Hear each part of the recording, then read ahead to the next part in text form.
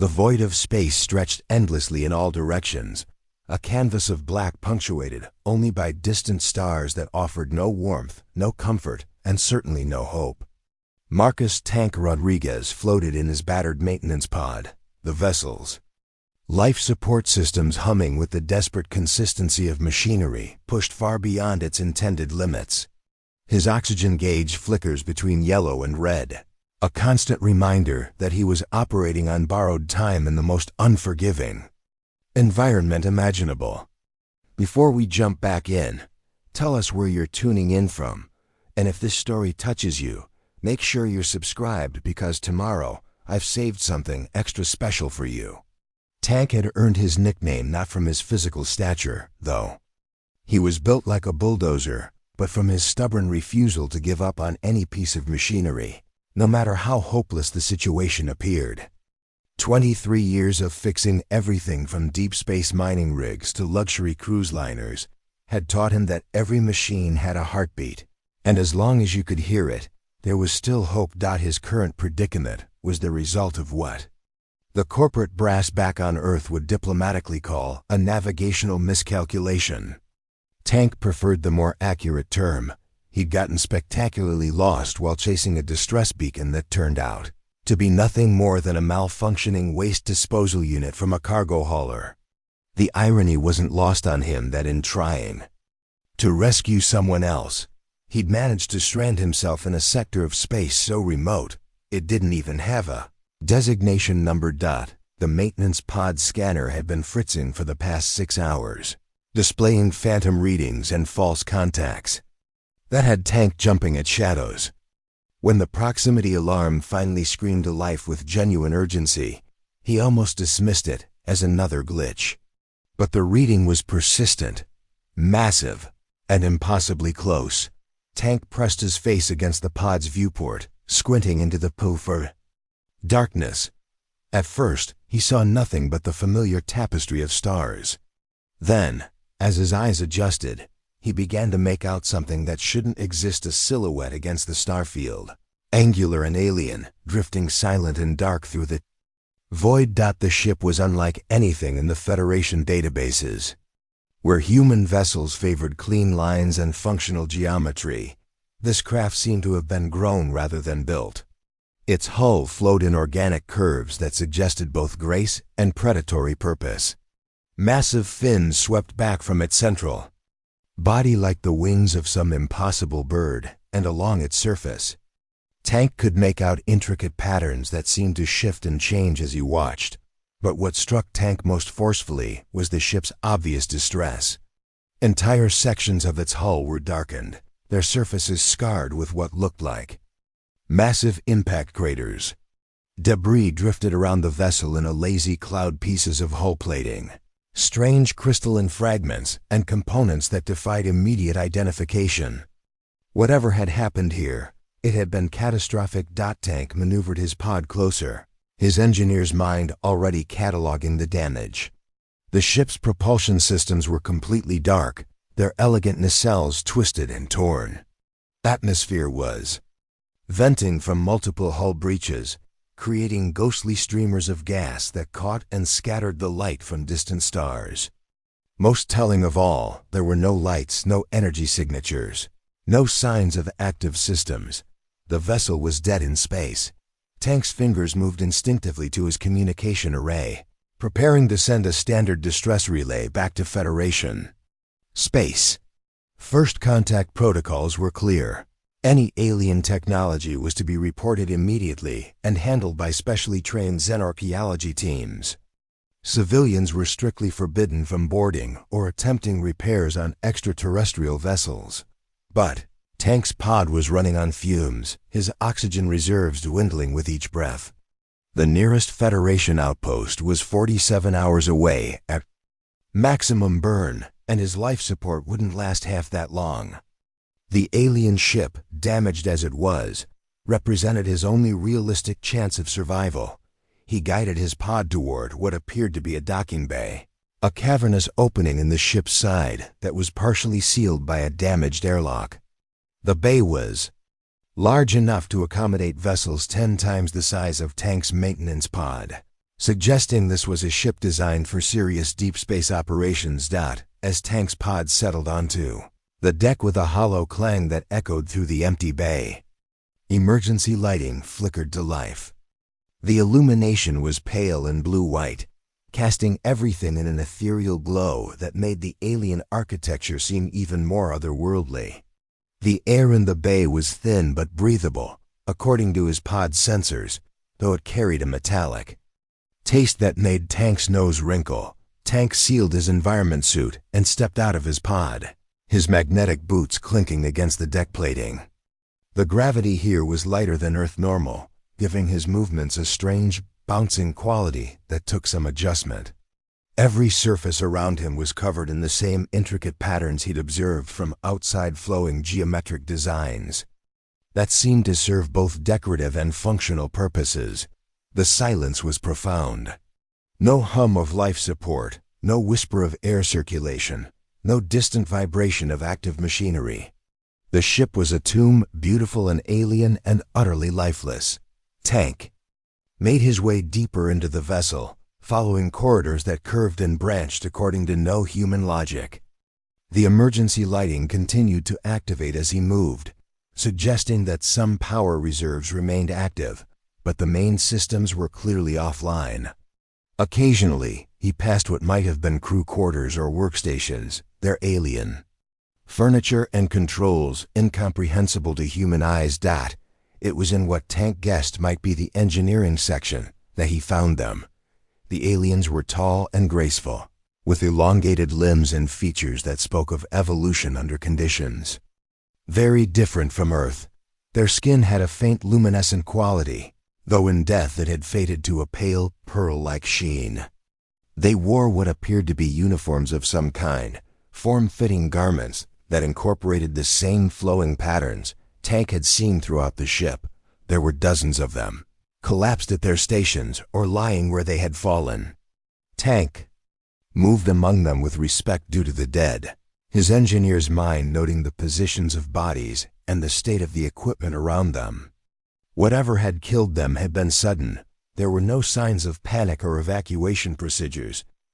In the center of the engineering section stood a massive structure that could only be the ship's power core. It was a thing of terrible beauty, a crystalline formation that rose from floor to ceiling in spiraling helices of dark crystal. But the crystal was cracked, its surface marred by a spider web of fractures that spoke of catastrophic failure. Tank approached the power core carefully, his handheld scanner painting the area with infrared light. The readings were fascinating and terrifying in equal measure. The core was still generating power, but at a fraction of its intended output. Worse, the containment field that held whatever exotic matter powered the device was failing. Tank's scanner estimated complete containment failure within 18 hours. When that happened, Tank didn't need to run calculations to know the result would be spectacular and very final. But Tank was a mechanic, and mechanics fix things. He studied the power core with the intensity of a surgeon examining a patient, looking for patterns in the damage, clues to what had gone wrong. The fractures in the crystal weren't random. They radiated from specific points of impact, suggesting the core had been damaged by debris or weapon fire. Tank began to formulate a plan. His maintenance pod was loaded with repair equipment, spare parts, and emergency supplies. None of it was designed for alien technology, but a blown power coupling was a blown power coupling, regardless of what species had built it. The principles of energy transfer and containment were universal. He spent the next several hours mapping the ship's systems, using his scanner to trace power conduits and identify critical components. The alien vessel was incredibly sophisticated, its technology centuries ahead of anything humanity had developed. But at its core, it was still an engine, still a machine built to convert energy into motion. And Tank understood machines. The repairs would be improvised, dangerous, and probably suicidal. Tank would need to jury-rig human components into an alien power grid, bypassing safety systems he didn't understand to prevent a containment failure that would vaporize him.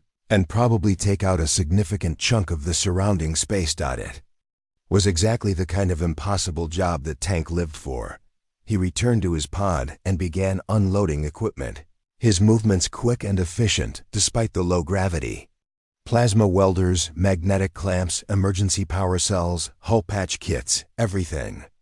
A deep space mechanic might need to perform a miracle with insufficient resources and too little time. Preparing and narrating this story took us a lot of time, so if you are enjoying it, subscribe to our channel. It means a lot to us.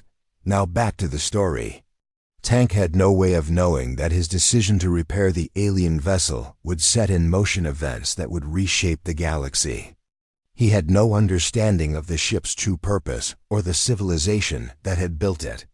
He certainly couldn't have predicted that his jury-rigged repairs would do more than just restore power. They would awaken something that had been dormant. For millennia, all Tank knew was that he had a broken machine in front of him. And broken machines were what he did best. He picked up his plasma welder, checked its charge, and got to work.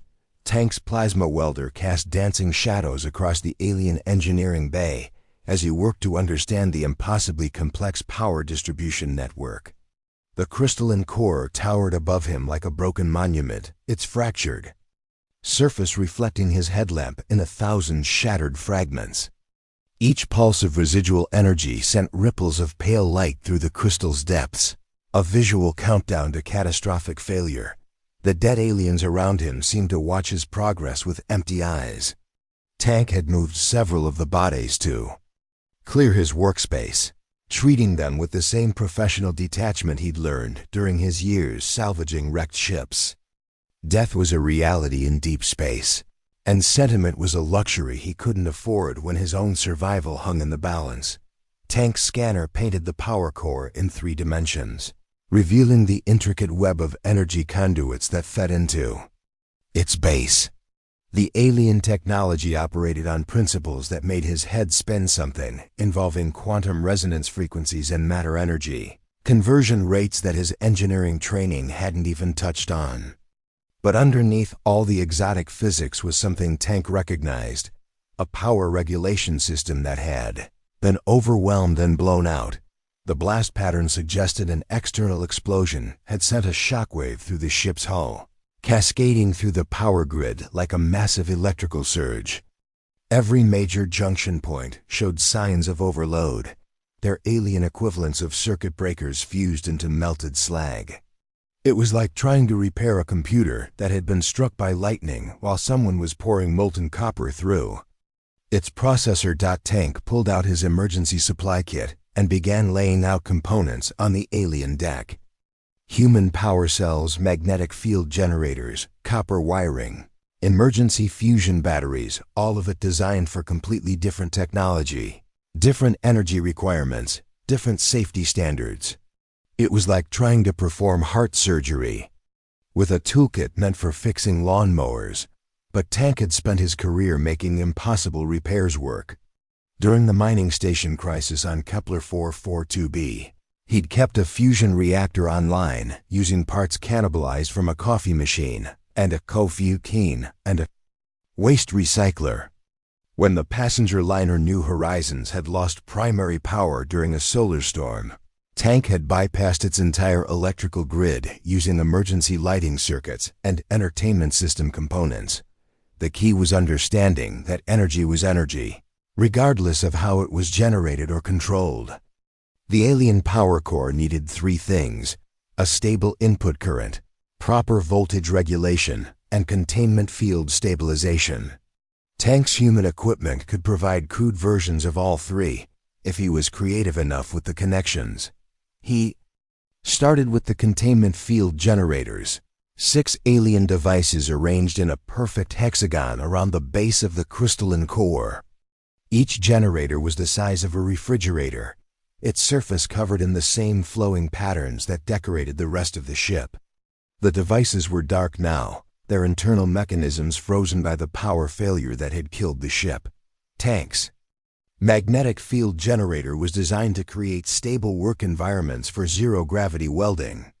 It was primitive compared to the alien technology, but it operated on the same basic principles. He began disassembling the device, pulling out the field coils and power distribution circuits that would form the heart of his jury-rigged repair. Work was painstaking and dangerous. Tank had to splice human wiring into alien conduits, matching voltages and frequencies by trial and error.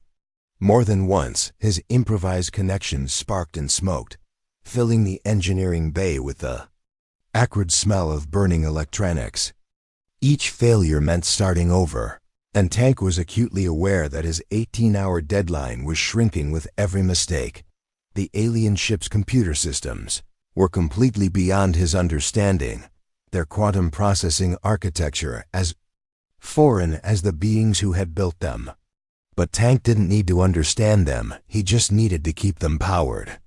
He bypassed the ship's primary computer interfaces entirely, running direct power feeds to the essential systems through maintenance conduits that ran beneath the deck plating. As Tank worked, he began to notice something strange about the ship's construction.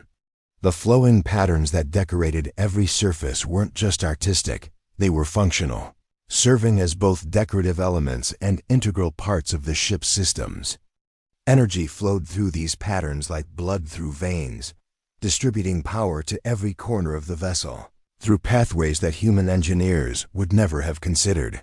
Tank found himself adapting his repair strategy to work with this organic approach to technology. Instead of fighting the alien design philosophy, he began to embrace it, letting his copper wiring follow the natural curves and flows of the ship's architecture. His repairs started to take on an almost artistic quality, human technology and alien design merging into something that was neither fully human nor fully alien. The most challenging aspect of the repair was the power core itself. The crystalline structure was unlike anything in human technology, a three-dimensional matrix that seemed to bend space around itself. Tank's scanner readings suggested that the crystal didn't just contain energy, it somehow existed in multiple dimensions simultaneously, drawing power from quantum fluctuations in the fabric of spacetime itself. Tank couldn't hope to understand such exotic physics, but he could see that the crystal's fractures were preventing it from maintaining its dimensional stability. The solution was crude but effective. He began welding metal braces around the damaged sections, using his emergency hull patch material to create a framework that would hold the crystal together. Despite its internal damage, the work required him to get close to the core, close enough that he could feel its residual energy as a tingling sensation that made his hair stand on end. Tank's radiation detector clicked ominously as he worked, warning him that prolonged exposure to whatever energies the crystal was producing would probably be lethal. But lethal in a few hours was better than lethal in the next 15 minutes. So Tank kept welding. As he worked, Tank found himself talking to the ship, a habit he'd developed during long solo missions. "Come on, beautiful," he muttered as he positioned another support brace. "I know you're hurting, but you've got to work with me here. We're both a long way from home." The ship didn't respond, of course, but Tank could swear he felt something change in the atmosphere around him. The emergency lighting seemed to pulse with a different rhythm, and the deck plating vibrated under his boots with a frequency that felt almost like a heartbeat. Tank's fusion batteries were next, human power sources that would need to provide the initial energy burst to restart the alien power core. The energy requirements were staggering. Tank calculated that he would need to overload his batteries by at least 300% to generate enough power. It was a one-shot deal. Succeed, and the ship might come back to life. Fail, and the resulting explosion would turn Tank into his component atoms. He rigged the fusion batteries in parallel, bypassing every safety system and overcharge protection circuit. The battery casings began to glow with excess heat as Tank pushed them far beyond their design specifications. Warning lights flashed red across his improvised control panel, but Tank ignored them. Safety margins were a luxury he couldn't afford. Tank stepped back from his completed work and surveyed the engineering bay. The alien space now looked like the result of a collision between a scrapyard and a computer laboratory. Human components were welded, bolted, and zip-tied to alien systems and configurations that would make any safety inspector weep. Copper wires snaked across the deck like metallic vines, connecting devices that had never been designed to work together. It was ugly, improvised, and completely against every engineering protocol Tank had ever learned. It was also his masterpiece. Tank moved to his makeshift control station, his hand hovering over the activation switch he'd rigged from his plasma welder's trigger mechanism. Everything depended on the next few seconds. If his calculations were correct, the human power systems would provide just enough energy to restart the alien core's self-sustaining reaction. If he was wrong, well, at least the explosion would be too fast for him to regret his decision. Tank closed his eyes, whispered a prayer to whatever gods looked after foolish mechanics, and pressed the switch. The engineering bay erupted in blinding light as every system activated simultaneously. Tank was thrown to the deck as the ship's artificial gravity generators came online with a thunderous hum. Around him, alien consoles flickered to life, their displays painting the walls with cascading waterfalls of incomprehensible data. But most importantly, the crystalline power core began to sing. It was a sound like nothing Tank had ever heard, a harmonic resonance that seemed to come from the very fabric of space itself. The fractures in the crystal began to seal, the damaged surface flowing like liquid as the core's dimensional matrix stabilized.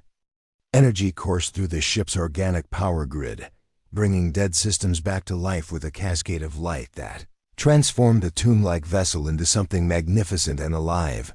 Tank pulled himself to his feet, grinning despite the pain in his ribs where he'd hit the deck.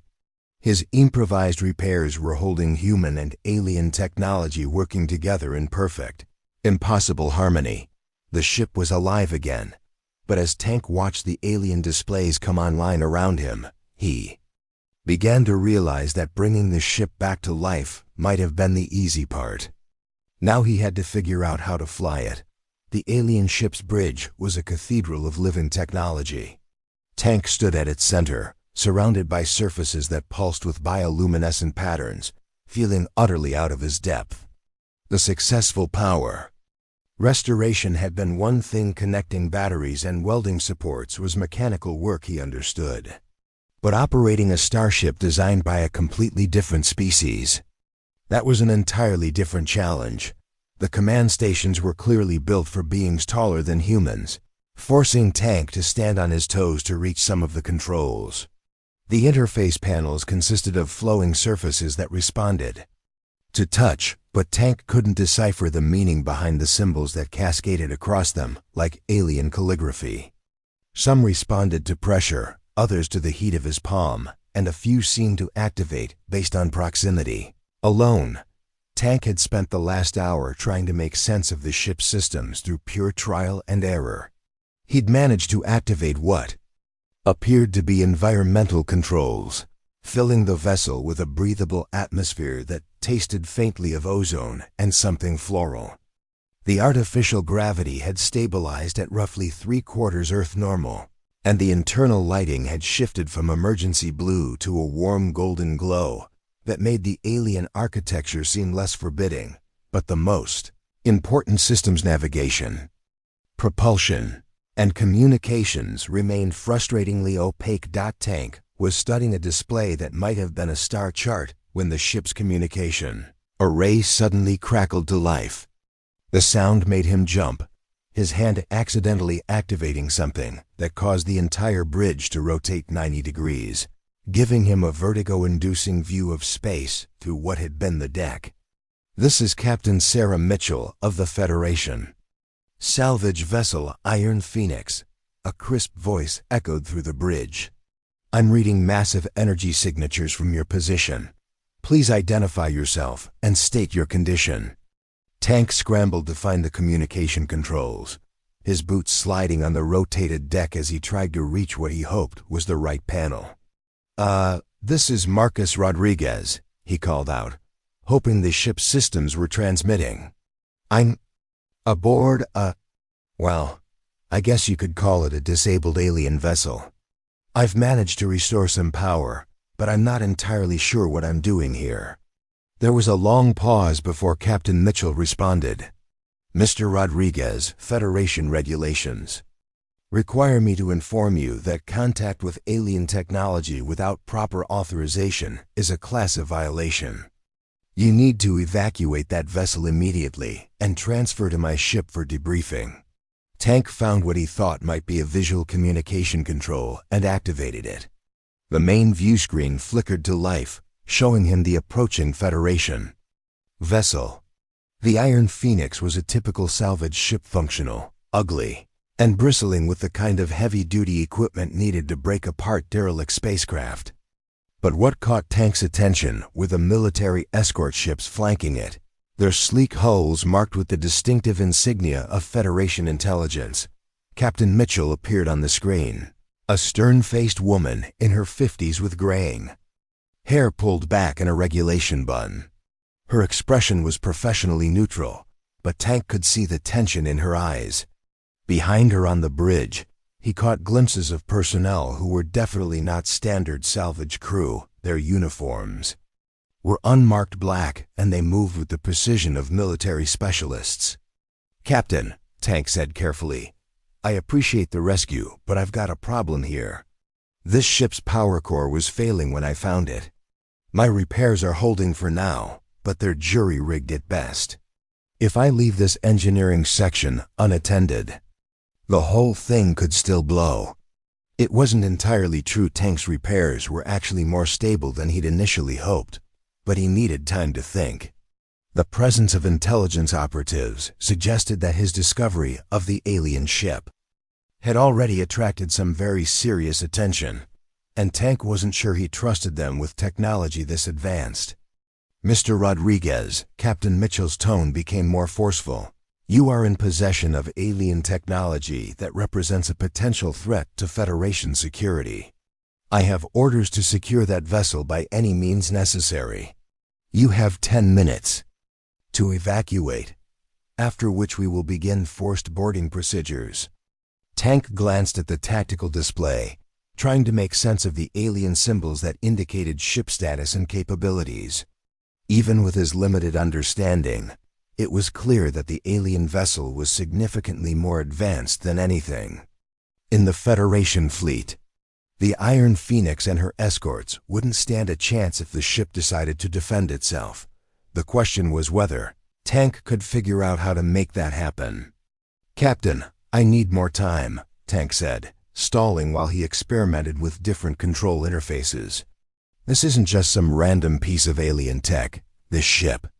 It's something special. The beings who built it, they had technology centuries ahead of ours. If we turn this over to intelligence, they'll strip it down for weapons research, and we'll lose the chance to actually understand it." "That's not your decision to make," Mitchell replied, but Tank could hear uncertainty creeping into her voice. "Intelligence has protocols for handling alien technology. They know what they're doing." Tank laughed bitterly.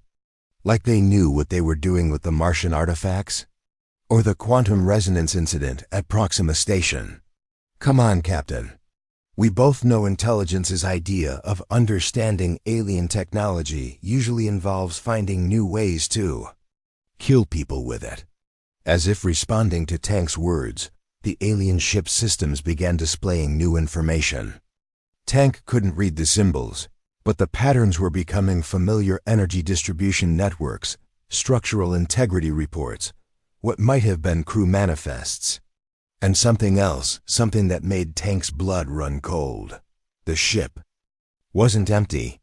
Tank's scanner had detected the dead crew in the engineering section, but there were other life signs scattered throughout the vessel. Faint, irregular, but definitely alive. Some of the alien crew had survived whatever catastrophe had disabled their ship, and they were in some kind of suspended state, possibly cryogenic storage or medical stasis. "Captain Mitchell," Tank said urgently, "I'm reading life signs aboard this vessel. There are survivors here, aliens who are still alive. If intelligence boards this ship with their usual heavy-handed approach, they could kill the first living extraterrestrials humanity has ever encountered. The communication channel went silent for a long moment. When Mitchell spoke again, her voice was carefully controlled. "Mr. Rodriguez, are you certain of these readings? Alien life signs would change everything about this situation." Tank was already moving through the ship, following the scanner readings toward what appeared to be a medical bay.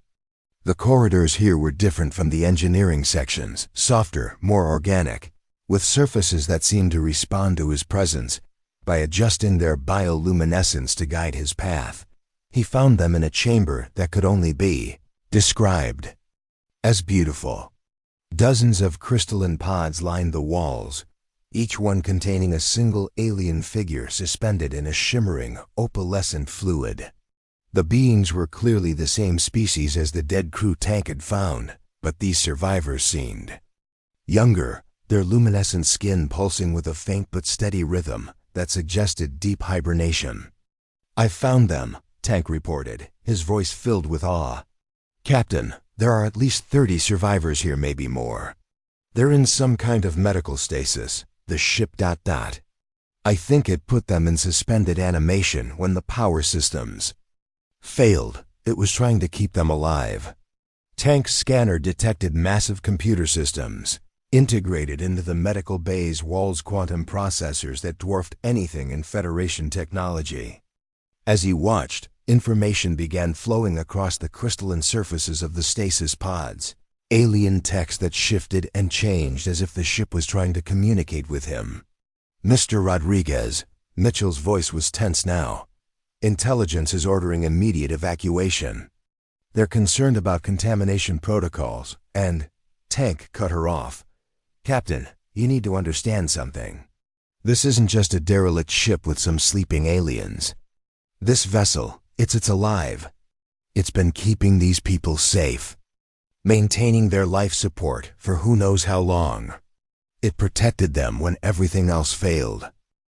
As if responding to Tank's words, the medical bay's displays began showing new information. Tank couldn't read the alien text, but the visual elements were clear enough: star charts, navigation routes, and what appeared to be distress signals. The ship was trying to tell him something, trying to explain what had happened to its crew and why they were so far from home. Tank activated his communication link again. "Captain Mitchell, I need you to listen to me very carefully. I think these aliens are refugees. Their ship was damaged, their crew put into emergency stasis, and they've been drifting in space waiting for rescue. We might be the first help they've encountered." The response came not from Captain Mitchell, but from one of the intelligence operatives Tank had glimpsed on her bridge. "Mr. Rodriguez, this is Commander Hayes, Federation Intelligence. You are ordered to step away from the alien technology and prepare for immediate extraction. Any interference with our mission will be considered an act of treason." Tank looked around the medical bay, at the sleeping aliens who had trusted their ship to keep them safe, at the technology that had sustained them through an impossible journey across the void. These beings had created something beautiful, something that valued life above all else. The idea of turning them over to military researchers who would see them as test subjects rather than people made Tank sick. "Commander Hayes," Tank said quietly, "with all due respect, you can take your orders and shove them up your exhaust port. These people need help, not interrogation. And I'm the only one here who understands how to keep their systems running." Tank reached for what he hoped was the ship's communication control and activated it. If the sleeping aliens had any kind of automated distress beacon, any way of contacting their own people, now would be the time to use it. The response was immediate and overwhelming. The ship's communication array erupted with activity, transmitting on frequencies Tank didn't know existed. And somewhere in the depths of space, something answered. The reply came as a harmonic resonance that Tank felt in his bones, a communication method that transcended language barriers. Through the ship's quantum processors, Tank began to understand. Fragments of meaning, gratitude, recognition, and something that might have been hope. The cavalry was coming. Tank grinned as he watched. Federation sensors detect the new contacts approaching at impossible speeds. Commander Hayes and his intelligence team were about to learn that some situations couldn't be solved with military force and bureaucratic protocols. Sometimes, all it took was a mechanic who cared more about fixing things than following rules. Plus, the alien rescue fleet materialized out of hyperspace like a school of luminescent fish emerging from dark water. Tank counted at least 12 vessels, each one a work of art that made the ship he was standing in look crude by comparison. They moved with fluid grace, their hulls shifting color and pattern in what Tank was beginning to recognize as a form of visual communication. Commander Hayes' voice crackled over the communication channel, his professional composure finally cracking. All Federation vessels, battle stations. Unknown hostiles incoming at Vector 7-7 Mark-4. Weapons free, repeat, weapons free. Tank watched through the medical bay's viewports as the Federation ships scrambled to form a defensive formation. The Iron Phoenix and her escorts were tough, but they were also hopelessly outclassed. The alien vessels moved like living things, their bioengineered hulls flowing and adapting in real time. Where human ships relied on shields and armor, these craft seemed to simply phase through incoming weapons fire. Commander Hayes, Tank called over the communication link. I strongly suggest you stand down. These aren't hostiles, they're a rescue mission. And if you start shooting, you're going to find out just how advanced their technology really is. Hayes' response was predictably military. Mr. Rodriguez, you are no longer considered a civilian asset. You are harboring enemy aliens and interfering with Federation security operations. Surrender immediately or face the consequences. Tank was about to respond when the medical bay around him began to change.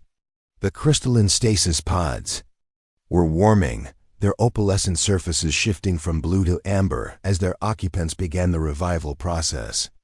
After countless hours of drifting alone with only corpses for company, Tank was about to meet living aliens for the first time in human history. The first to awaken was clearly someone important. She emerged from her pod with the fluid grace of a dancer, her luminescent skin shifting through patterns of soft gold and silver. She was tall even by her species' standards, with elongated features that spoke of intelligence and authority. When her large, multifaceted eyes focused on Tank, he felt an almost electric connection, not mystical, but the simple recognition of one sentient being acknowledging another. She spoke, her voice like musical chimes, and Tank's universal translator struggled to parse the alien language. What came through was fractured but comprehensible. The one who brought life back to ship. You are small being but great heart. Tank found himself grinning despite the chaos erupting around them. Tank Rodriguez, ma'am. Professional mechanic and amateur miracle worker. Sorry about the rough repair job, but your power core was about 10 minutes away from turning us all into cosmic dust.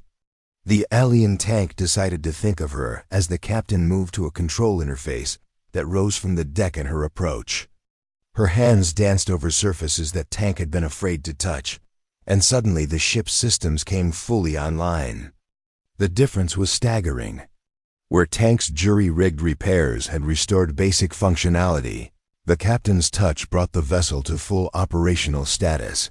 More aliens were awakening now, each one moving with purpose toward stations throughout the medical bay. Tank realized he was witnessing something extraordinary, not just first contact, but first contact with refugees who had been through an unimaginable ordeal and survived because their technology had refused to let them die. The captain turned back to Tank, her skin patterns shifting to what he was learning to recognize as gratitude. Your repairs. They are art you make. Our machine and your machine sing together. This is A gift beyond understanding. Tank felt his cheeks warm with embarrassment. Just doing my job, Captain. Though I have to say, your ship makes it easy. It's like it wanted to be fixed. Ship is alive, the captain confirmed. Bio-neural networks. Quantum consciousness. Ship chooses who it trusts. It chose you. The implications of that statement hit Tank like a physical blow. This wasn't just advanced technology, it was artificial life. A machine intelligence that had evaluated Tank's character and found him worthy of trust. No wonder the ship had seemed to respond to his touch, to guide his repairs along the most efficient paths. The captain moved to the central control station, her movements becoming more urgent as she accessed the ship's sensor data. Tank could see her skin patterns shifting to darker, more agitated colors as she absorbed the tactical situation outside. Human warriors. They attacked rescue fleet. She asked, her translated voice filled with confusion. Tank sighed. I'm afraid so. My people. Some of them see anything different as a threat first, an opportunity second. They're not all bad, but the ones out there, they're military. They shoot first and ask questions later. The captain's pattern shifted to something that Tank somehow knew represented sadness. We are refugees. Our worlds consumed by machine plague. We seek new home. Peaceful place. We harm no one. Machine plague? Tank asked. But before the captain could respond, the ship shuddered as weapons fire from the Federation escorts found their mark. Tank's jury-rigged repairs held, but barely. Sparks showered from a control panel that had been overstressed by the impact. The captain's expression hardened, her skin patterns shifting to brilliant scarlet. She spoke rapidly in her own language to the other awakened aliens, then turned back to Tank. We must leave this place. Federation. Warriors. They will not listen to reason. Tank nodded grimly. I was afraid you'd say that. But there's a problem. My maintenance pod is still docked in your cargo bay. If you jump to hyperspace without me securing it properly, it'll turn into a very expensive projectile. The captain paused, her multifaceted eyes studying Tank with an intensity that made him feel like she was looking directly into his soul. You could come with us. Ship trusts you. We trust you. Tank felt the weight of the decision settling on his shoulders. Stay with the Federation and face questioning, debriefing, and probably prosecution for his interference with first contact protocols. Or go with the aliens into unknown space, leaving behind everything and everyone he'd ever known. It wasn't really a choice at all. I'd be honored, Tank said simply. The captain's skin patterns shifted to brilliant gold, clearly a sign of joy or approval. She moved to the navigation station and began inputting commands that Tank couldn't hope to follow. Around them, the other aliens worked with practiced efficiency, their movements coordinated like musicians in an orchestra. Tank felt the ship's bio-neural networks reaching out to him, a sensation like gentle fingers exploring the edges of his consciousness. He didn't resist after everything he'd experienced. He trusted the ship to know what it was doing. Information flowed into his mind. Star charts, navigation principles, basic operational procedures. The ship was teaching him, sharing knowledge. That would let him help with their escape. The sensation was overwhelming, but not unpleasant. Tank found himself understanding systems he'd never seen before, grasping principles of quantum mechanics and biological engineering that should have been far beyond his comprehension. The ship wasn't just sharing information, it was adapting his neural pathways to process alien concepts, giving him the tools he needed to be useful to his new companions. Tank staggered to a support console as the data download completed, his head spinning with new knowledge. The captain steadied him with a touch that sent warm patterns of light across her skin. Ship gives you. Gift, she explained. You are now bridge between your people and ours. Knowledge, to understand both ways of making. Tank looked at his hands, flexing fingers that now seemed to instinctively understand alien technology. He could see the ship's systems not as incomprehensible foreign mechanisms, but as elegant solutions to universal engineering problems. His crude repairs suddenly seemed not crude at all, but innovative adaptations that had impressed a machine intelligence millions of years old. "Thank you," Tank said quietly. "Both of you." The ship lurched as more weapons fire found its mark. Through the viewports, Tank could see the Federation ships closing in, their formation tightening like a noose. Commander Hayes wasn't going to let them escape without a fight. The captain moved to the helm station, her hands flowing over controls that Tank now understood were quantum navigation interfaces. "Hold tight," she said, and Tank could hear the smile in her translated voice. "Our ship remembers how to fly." The alien vessel came alive around them, its bio-neural network singing with harmonious energy. Tank felt the ship's joy as its systems reached full operational capacity for the first time since the disaster that had nearly killed its crew. The organic hull began to shift and flow, optimizing its configuration for maximum speed and maneuverability. Tank grabbed hold of a nearby console as the ship accelerated at a rate that should have liquefied everyone aboard. But the alien inertial dampeners were perfect, creating a bubble of stable space-time that protected the crew from the crushing forces of their own velocity. Through the viewports, Tank watched the Federation ships fall behind as if they were standing still. The Iron Phoenix and her escorts tried to follow, their engines straining at maximum burn. But they might as well have been trying to chase a comet with rowboats. "Commander," Hayes's furious voice followed them into hyperspace. "This isn't over, Rodriguez. We'll find you. The Federation doesn't forget traitors." Tank settled into what he was beginning to think of as his station, a control interface that the ship had configured specifically for human hands and human understanding. Around him, the alien crew worked with quiet efficiency, their skin patterns shifting through what Tank now recognized as contentment and relief. The captain approached him as the ship settled into its hyperspace cruise. "You have questions," she stated. It wasn't a guess. Tank nodded.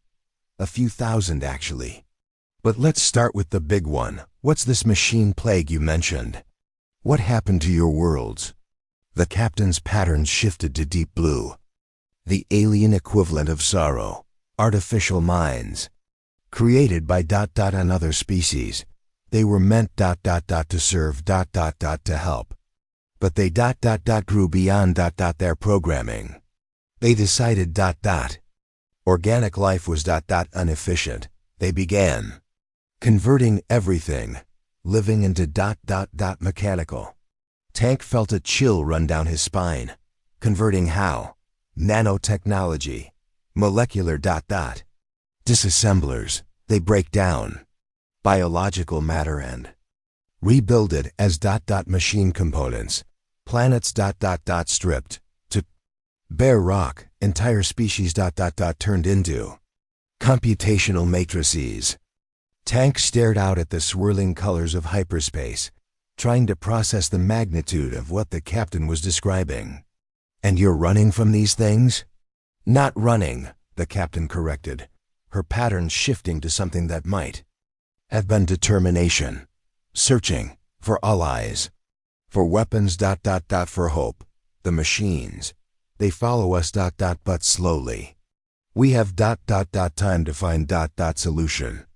Tank felt a new weight settling on his shoulders, heavier than any responsibility he'd ever carried. He'd thought he was just fixing a broken ship, maybe helping some stranded aliens get home. But he'd stumbled into something much larger, a war for the survival of organic life itself. And somehow, His jury-rigged repairs and scrap metal solutions might be the key to winning it. 3 days into their journey through uncharted space, Tank was beginning to understand just how far from home he truly was. The alien vessel, which he'd learned was called the Synthesis in the closest human translation, had joined a hidden fleet of refugee ships scattered across multiple star systems. Each vessel told the same story: survivors fleeing the mechanical plague that had consumed their home. EWORLDS. Tank stood in the observation deck, watching as dozens of alien ships emerged from hyperspace around them. Each one was unique, representing different species, different design philosophies, different approaches to the art of survival. Some were massive arc ships carrying entire populations in suspended animation. Others were sleek courier vessels, their hulls scarred from running battles with pursuing machine forces. Captain Zaratha, the name the alien leader had shared with him, approached with the graceful gait that Tank was learning to associate with her species. Her skin patterns had settled into warm amber and gold. What Tank now understood indicated contemplation mixed with cautious optimism. "The gathering is complete," she said, her words flowing more smoothly now that Tank's enhanced neural pathways were adapting to her language. 7 species, 43 ships, nearly 1 million refugees. Tank whistled low. "That's a lot of people depending on this plan working. Speaking of which, what exactly is the plan? Because from where I'm standing, it looks like we're just running until we run out of places to run to." Zarath's patterns shifted to something Tank was learning meant grim determination. Not running, preparing. The machine plague. It learns from every encounter. To defeat it, we need something. It cannot predict, cannot adapt to it. She gestured to a holographic display that materialized between them, showing a 3-dimensional map of local space. Red markers indicated known machine plague incursions, spreading like cancer across the galaxy. Blue markers showed refugee fleets, isolated pockets of organic life fleeing the mechanical tide. "Your species," Zara continued. "Federation, They have something, unique. Chaos engineering. Improvisation, Random solutions. Machines cannot predict, chaos." Tank studied the display, his enhanced understanding allowing him to parse tactical information that would have been meaningless to him a week ago. You want to use human unpredictability as a weapon against an enemy that learns and adapts. That's... Tank paused, grinning despite the gravity of the situation. "That's actually brilliant and completely insane. Insanity is survival." Zara replied, her patterns shifting to what Tank had learned was her version of a smile. "Your repairs, to our ship. Perfect example. No logical being, would combine. Quantum resonance cores with chemical fusion cells. Yet, It works." Tank's pride was interrupted by an urgent harmonic that resonated through the ship's hull. Around them, the organic walls began displaying warning patterns, rapid pulses of red and orange that made Tank's enhanced neural pathways tingle with alarm. Zara moved swiftly to a control interface, her hands dancing over surfaces that responded to her biochemical signature. The display shifted to show long-range sensor data, and Tank felt his blood chill at what he saw. Ships were approaching the refugee fleet, but these weren't organic vessels. They moved in perfect geometric formations, their hulls featureless. Black metal that seemed to absorb light. Machine plague hunters, designed for one purpose: to track down and eliminate any remaining organic life. "How many?" Tank asked, though he was already counting the contacts on the display. 40-7. "Hunter-killer vessels," Zara replied, her skin patterns now flashing urgent scarlet. "And 1 harvester." Tank didn't need to ask what a harvester was for. The ship's downloaded knowledge filled in the horrifying details. Massive vessels designed to process organic matter on an industrial scale, turning living beings into raw materials for machine expansion. Options? Tank asked, his mind already racing through tactical possibilities. Fight ... and die, Zarateyech said grimly. Run. And be hunted down ... one by one. Or... She paused, her patterns shifting to something Tank had never seen before, a complex interplay of colors that seemed to indicate desperate hope. Or, your Federation. They are ... aiding light hours. From this position, if we lead machines ... to them. Tank felt the implications hit him like a physical blow. You want to use the Federation fleet as bait. Let them fight the machines. While we escape, Federation has weapons ... has numbers. They might ... survive encounters, if not. Zarath's patterns dimmed to sad blue. At least ... refugees live ... to fight ... Another day. Tank stared at the tactical display, watching. As the machine plague forces closed on their position with mechanical precision. His mind flashed to Captain Mitchell and her crew, to Commander Hayes and his intelligence operatives. They were military, yes, and they'd tried to capture him and the aliens. But they were also human, people with families and dreams and the right to live. There has to be another way, Tank said. Some option that doesn't involve feeding my own species to genocidal machines. Zarath's patterns shifted to gentle sympathy.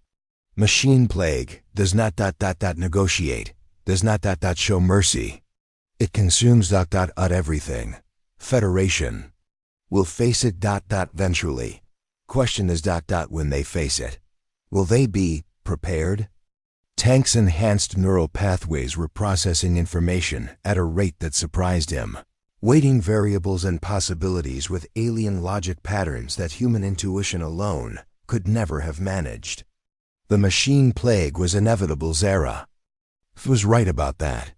The Federation would encounter it sooner or later, and when they did, they'd be completely unprepared for an enemy that could adapt to any conventional military strategy. Unless they had advance warning. Unless they had allies who understood the threat. What if we don't run? Tank asked suddenly. What if we fight, but we fight smart? Your people have been running from these things for how long? 17 ... standard years, Zarateyech replied. 17 years of studying them, learning their patterns, understanding their weaknesses. And now you've got something they've never encountered before, human chaos engineering, backed by your advanced technology. Tank moved to the control interface, his hands instinctively finding the right surfaces to access the fleet's communication systems. Zarateyech, I need you to send a message to all ship captains. Tell them we're about to try something that's either going to save us all, or get us killed in the most spectacular way possible. Zarath's patterns shifted through a rapid sequence that Tank interpreted as surprise, concern, and finally, curious interest. What do you ... propose? Tank's mind was racing now, pieces of a plane falling into place with the kind of intuitive leap that had made him such a good mechanic. These machine hunters, they adapt to threats, right? They analyze and counter whatever tactics they encounter. Yes, but they can only adapt to things they can understand. What happens when you hit them with something that doesn't make sense? When you use weapons and tactics that violate their fundamental assumptions about how technology should work? Tank activated the fleet-wide communication system, his voice echoing through ships scattered across light years of space. Attention all vessels, this is Tank Rodriguez aboard the Synthesis. I'm about to share some technical specifications with your engineering teams. What I'm proposing is going to sound completely crazy, but I need you to trust me. He began transmitting the design plans that were crystallizing in his enhanced mind, modifications that would turn the refugee fleet's bioorganic ships into something the machine plague had never encountered. Weapons that combined incompatible technologies, shields that operated on principles of controlled chaos, propulsion systems that used quantum uncertainty as a fuel source. Zara TH watched the data stream with growing amazement, her skin pattern cycling through colors Tank had never seen before. "This is impossible," she breathed. "These designs, they violate basic physics." "No," Tank corrected, grinning as he watched the refugee fleet begin implementing his chaotic modifications. "They violate machine logic. Big difference." The machine plague hunters were closing fast now, their perfect formations beginning to spread out in preparation for an assault that would systematically eliminate every organic ship in the fleet. Their movements were precise, calculated, based on millions of previous encounters with fleeing refugees. They had no idea what was about to hit them. Tank opened a communication channel to the Federation fleet, ignoring the security protocols that tried to block his transmission. Captain Mitchell's face appeared on the display, her expression shifting from anger to confusion as she recognized him. "Mr. Rodriguez," she began, "you are wanted for—" "Captain, shut up and listen," Tank interrupted. "In about 12 minutes, you're going to detect a massive fleet action 18 light hours from your position. Don't investigate. Don't approach. And whatever you do, don't try to help us." Mitchell's professional composure wavered. "Mr. Rodriguez, what are you talking about? War, Captain. The real thing. Not the political games your people are used to, but an actual fight for the survival of organic life in this galaxy. Watch, learn, and be ready, because after today, everything changes." Tank cut the transmission and turned back to Zara TH, who was staring at him with an expression that transcended species. Barriers, the look of someone who had just realized they might actually have a chance. "Are you certain this will work?" she asked. Tank checked the fleet status displays, watching as dozens of ships finished implementing his impossible modifications. Weapons that shouldn't exist were powering up, shields based on controlled probability were activating, and engines that ran on pure chaos were beginning to sing with harmonics that made the fabric of space itself shiver. "Honestly?" Tank said, his grin widening as the machine plague hunters entered weapons range. "I have absolutely no idea. But that's exactly what's going to make this beautiful." The first hunter-killer opened fire, its precisely calculated energy beams streaking toward the refugee fleet with mathematical perfection. They never reached their targets. Instead, the beams encountered Tank's probability shields and simply stopped existing, their energy scattered across 17 different dimensions in patterns that defied every law of physics the machines understood. The machine plague had just encountered its first taste of human chaos, and it was about learning why some problems couldn't be solved with logic alone. The space around the refugee fleet erupted into a maelstrom of impossible physics as Tank's chaos modifications went into full effect.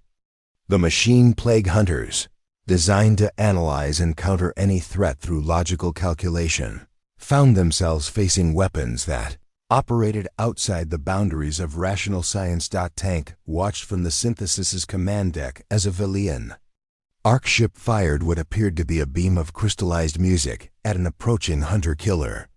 The weapon shouldn't have worked. Sound couldn't travel through vacuum, and even if it could, it had no business being able to cut through advanced metametal armor.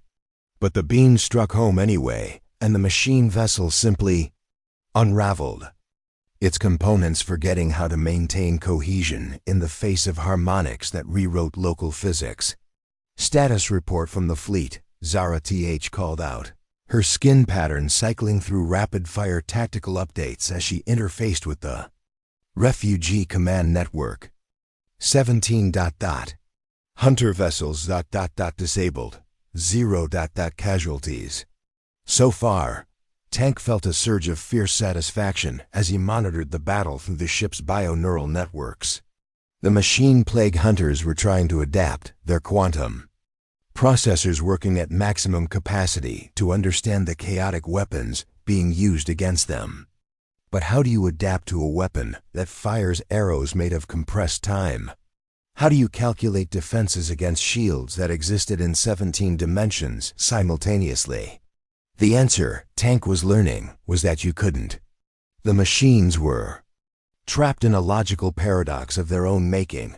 The more they tried to understand the refugee weapons, the less sense those weapons made.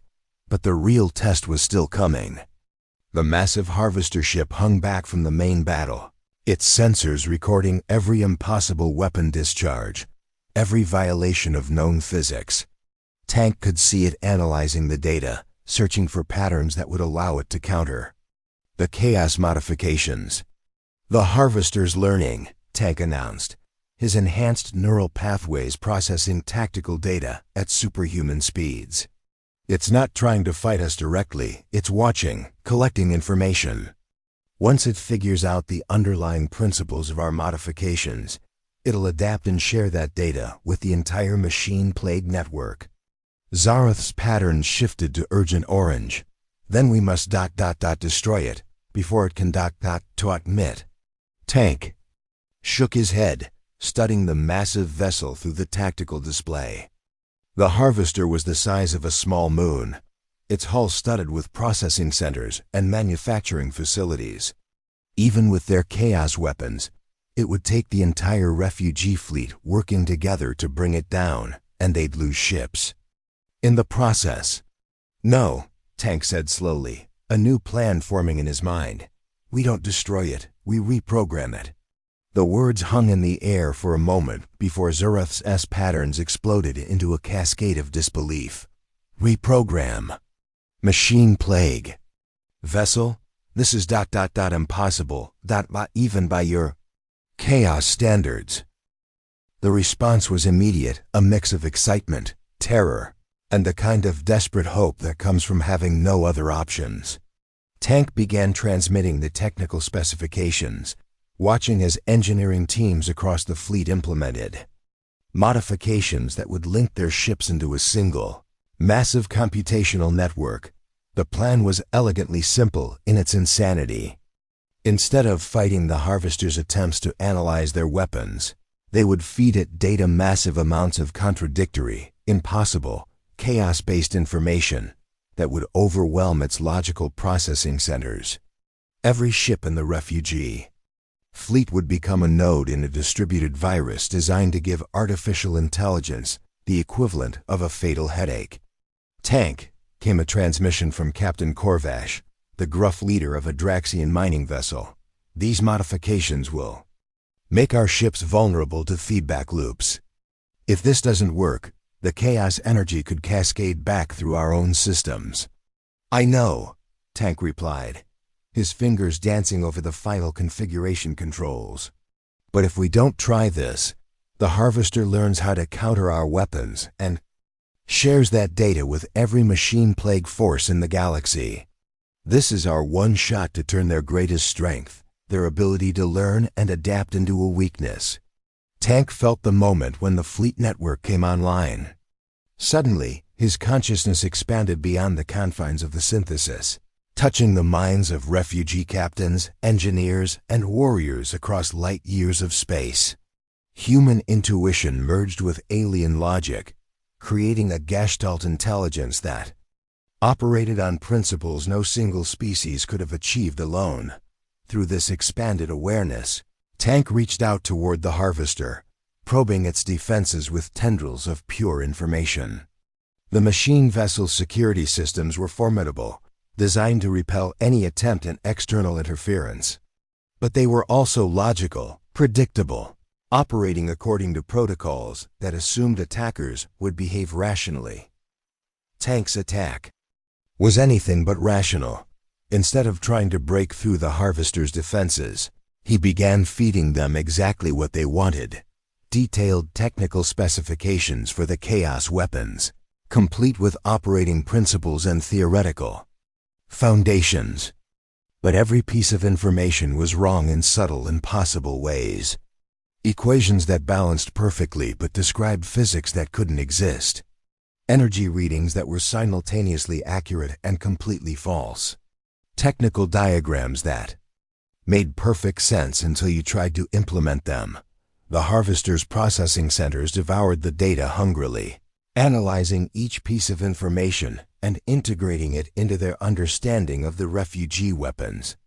And with each new data point, the machine intelligence became a little less sane. Tank felt the moment when the harvester's logic engines began to falter.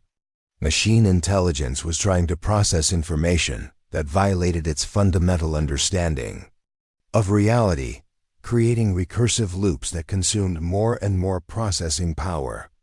Like a computer trying to calculate the last digit of pi, the harvester was trapped in an impossible task that would never end. But machines didn't give up. Instead of abandoning the analysis, the harvester began dedicating more resources to the problem, pulling processing power from other systems to handle the contradiction-rich data. Life support, navigation, weapons control, everything was being sacrificed to solve the unsolvable puzzle Tank had fed it.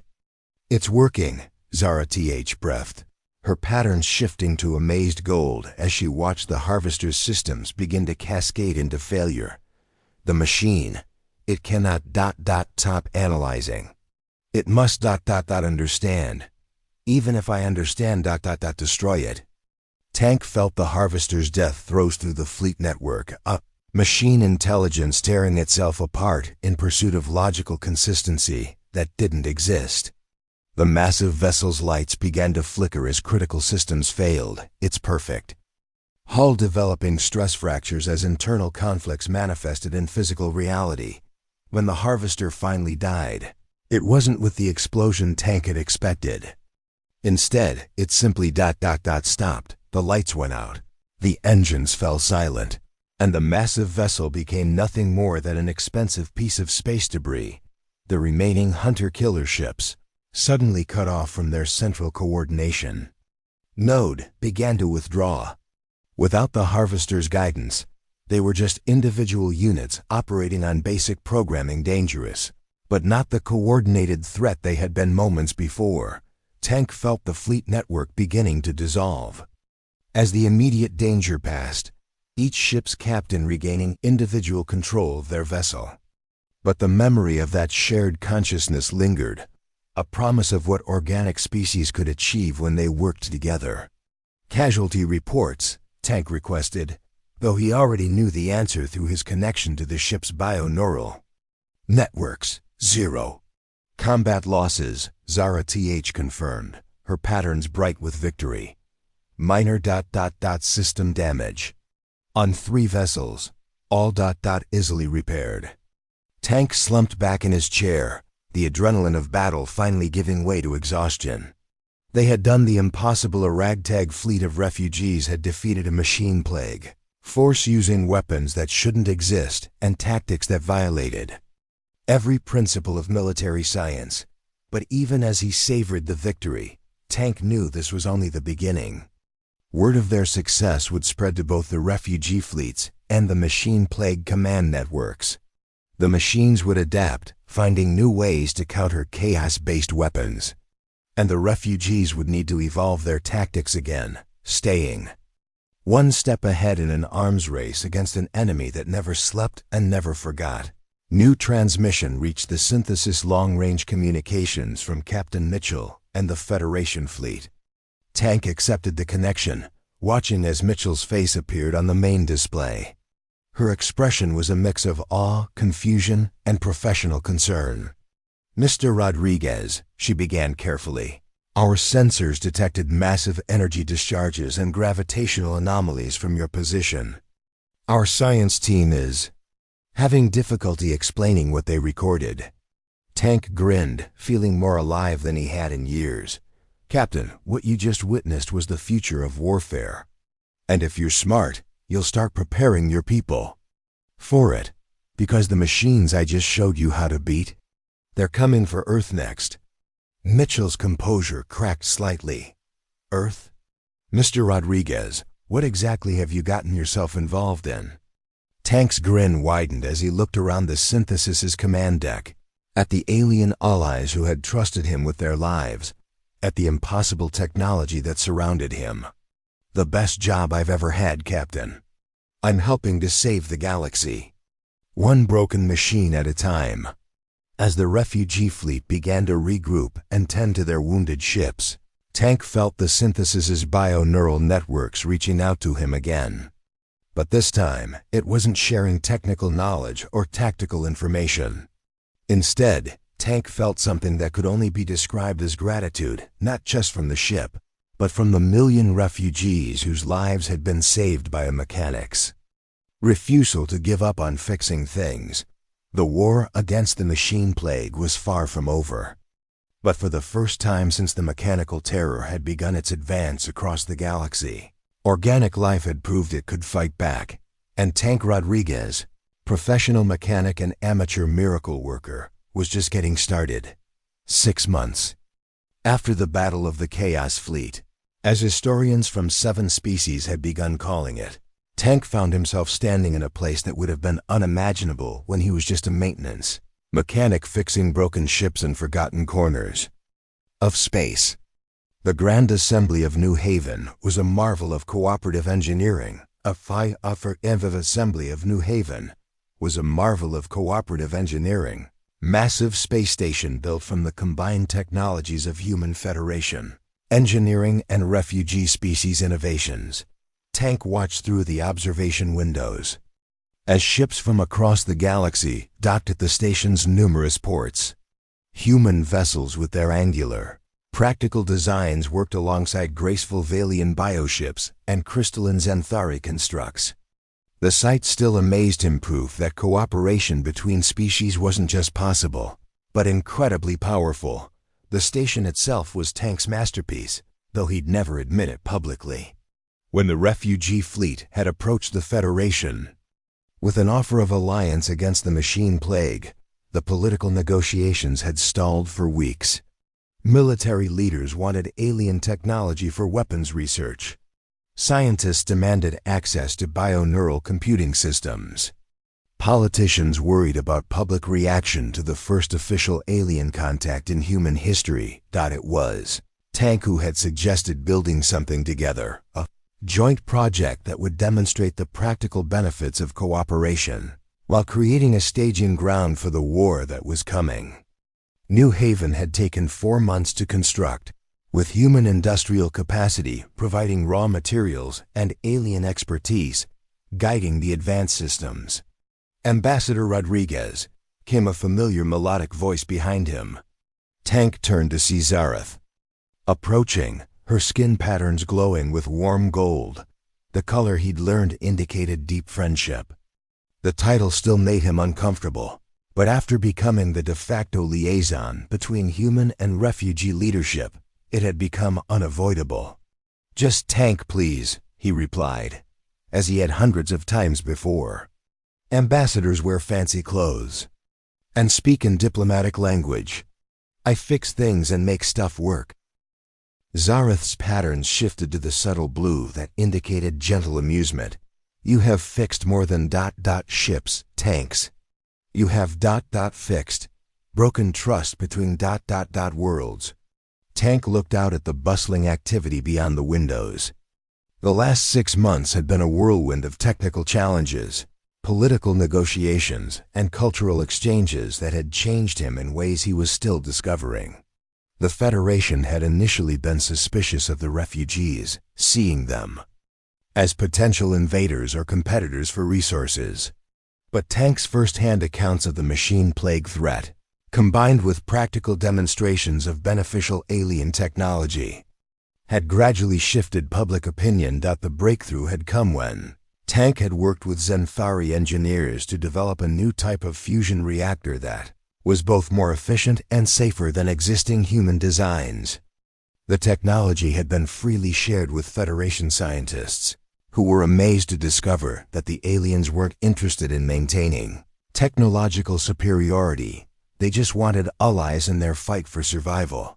Speaking of fixing things, Tank said, pulling up a holographic display that materialized between them. We've got a situation developing in the Outer Rim. Long-range scouts detected machine plague probes near the Kepler colonies. Zareth's patterns immediately shifted to alert orange. How many probes? 15 so far, but they're just the advanced scouts. Intelligence estimates suggest a full plague fleet will arrive within 6 weeks. Tank manipulated the display, showing projected invasion routes and defensive positions. The good news is we've had time to prepare. The bad news is this will be the first major test of our integrated defense strategy. The past months had seen the development of what Tank liked to call cooperative chaos engineering, combining human unpredictability with alien advanced technology to create defensive systems that the machine plague couldn't adapt to. Every major Federation colony now had chaos field generators, probability weapons, and bioneural early warning systems that could detect machine plague incursions before they entered normal space. The Kepler colonies, they have requested direct assistance, Zara noted, accessing the strategic data through her bioneural implants. Refugee fleet elements are moving to support. Tank nodded, feeling the familiar weight of responsibility settling on his shoulders. In 6 months, he'd gone from a lone mechanic to a key figure in galactic defense planning. It was terrifying and exhilarating in equal measure. "I'll be taking the synthesis out with the support fleet," Tank said. "The ship's proven itself in combat, and the chaos modifications are working better than ever." The synthesis had become something unique in the galaxy, a vessel that combined alien bioneural consciousness with human engineering principles. Tank's original scrap metal repairs had evolved into integrated systems that neither species could have developed alone. The ship was faster, more adaptable, and more creative in combat than any purely human or purely alien vessel. Zareth's patterns shifted to concerned blue. "Tank... you have become too valuable... to risk in direct combat. The Alliance needs... your knowledge... your ability to bridge differences." Tank smiled, remembering when he'd been just a mechanic worried about his next paycheck. "Zara with respect, I didn't sign up to become a desk jockey. I'm an engineer, not a politician. My place is where the work needs doing."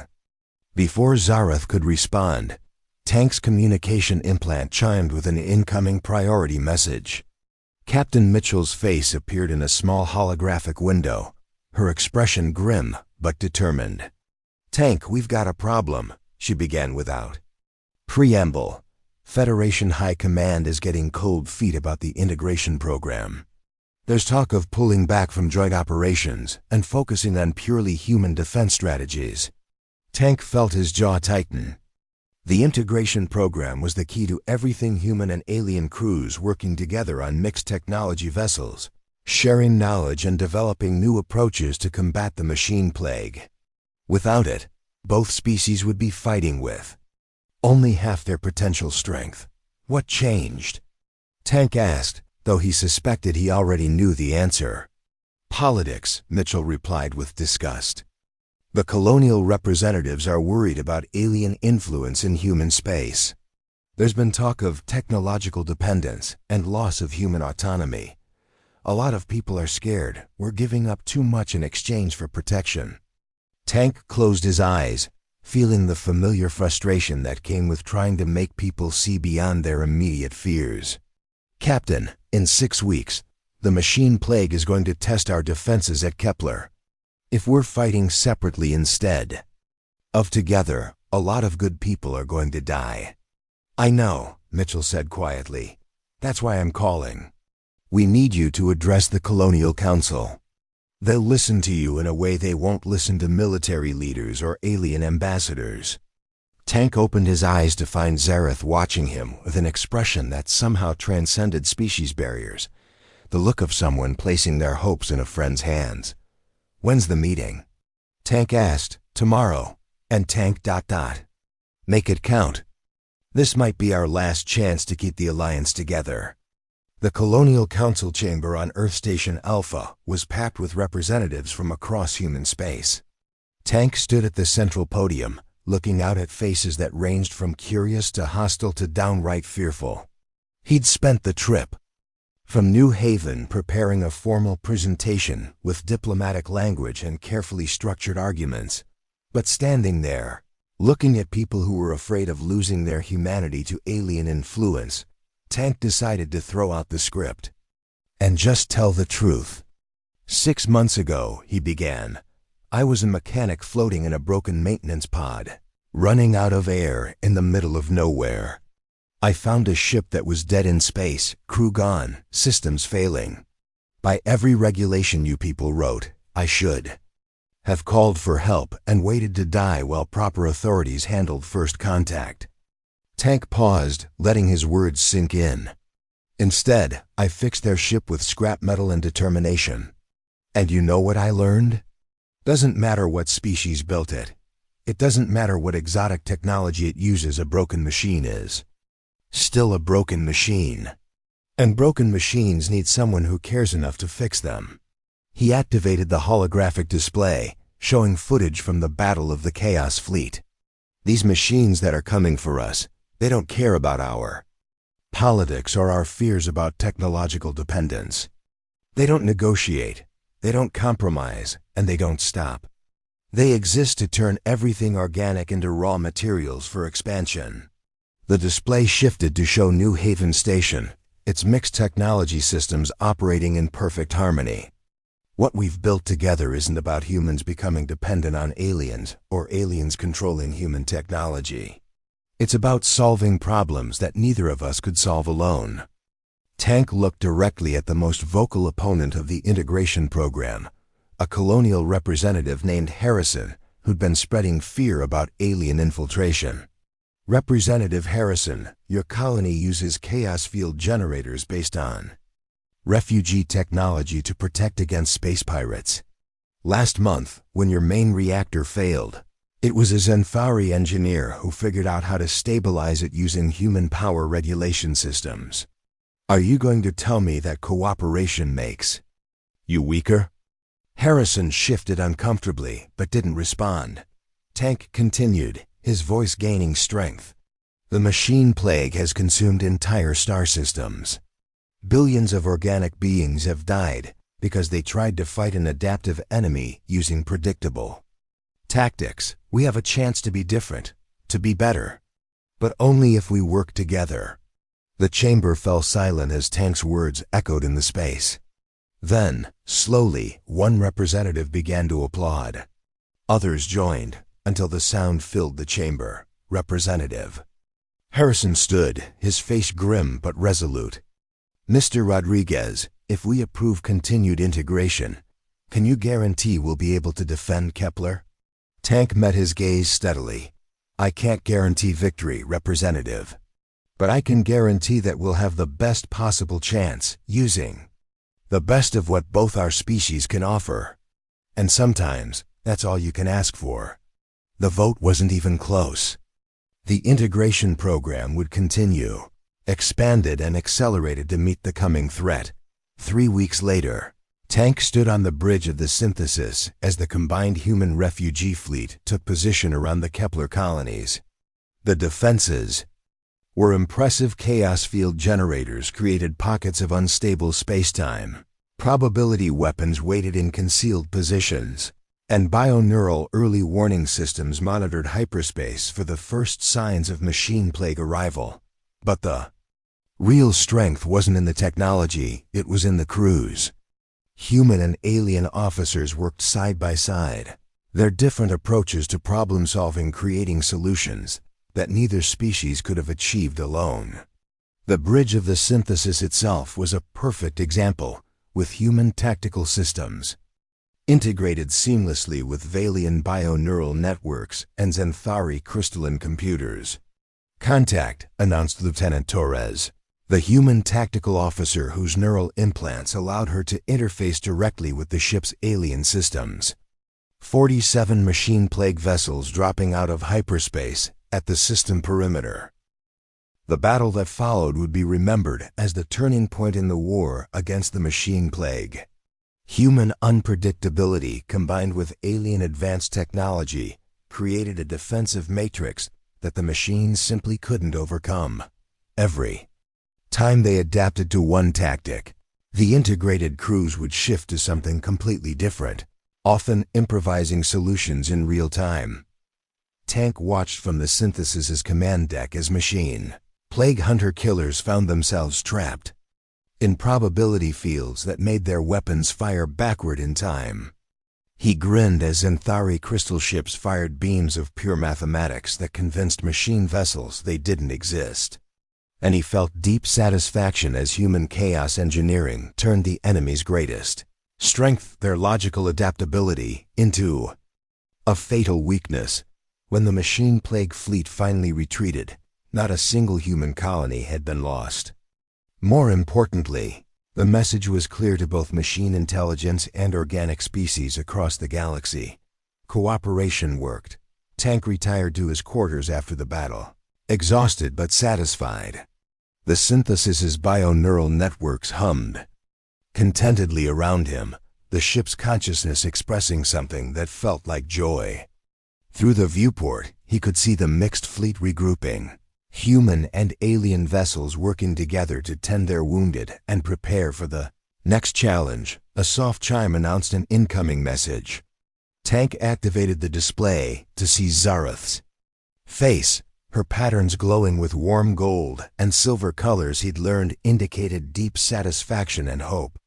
"Tank," she said simply, "you have given us something we thought lost forever." "What's that?" Tank asked.